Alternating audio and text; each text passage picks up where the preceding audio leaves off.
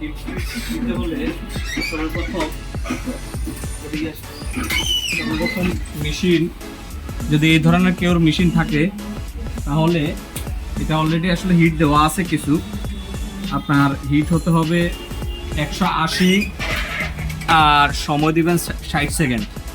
180 আর সময় 60 সেকেন্ড। এটা টেম্পার এখানে বাড়ানো কমানো যায় টেম্পার।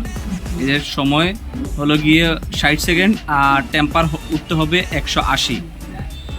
আস্তে আস্তে আমাদের টেম্পার উঠতেছে, কারণ আমার এটা অলরেডি গরম আছে, টেম্পার উঠতেছে। আমরা একটা প্রিন্ট দিব, এইটা প্রিন্ট দিব।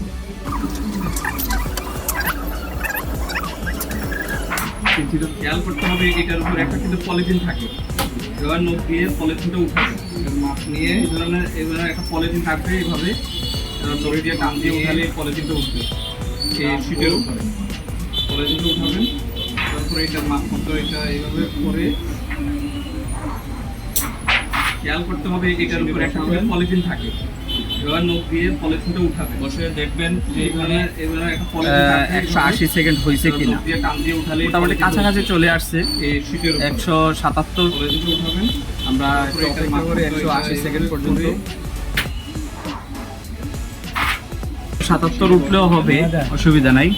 177 হলো হয়, দেখবেন 2-3 সেকেন্ডের জন্য কিন্তু সমস্যা নেই, 80 সেকেন্ডের জন্য কোনো সমস্যা হবে না। মোটামুটি কাছাকাছি চলে আসছে। এরপরে চাপ দিলে 177 চাপ দেওয়ার সময় তখন এই সেকেন্ডটা কমতে থাকবে। তো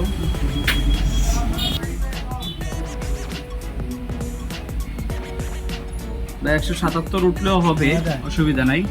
177 হলো হয়, 2-3 সেকেন্ডের জন্য কিন্তু কোনো সমস্যা নেই, বা 5 সেকেন্ডের জন্য কোনো সমস্যা হবে না।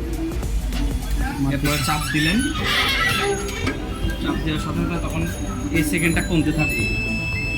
এই যে শব্দ হচ্ছে, এই সেকেন্ডটা আমরা এটা তুলে ফেলবো।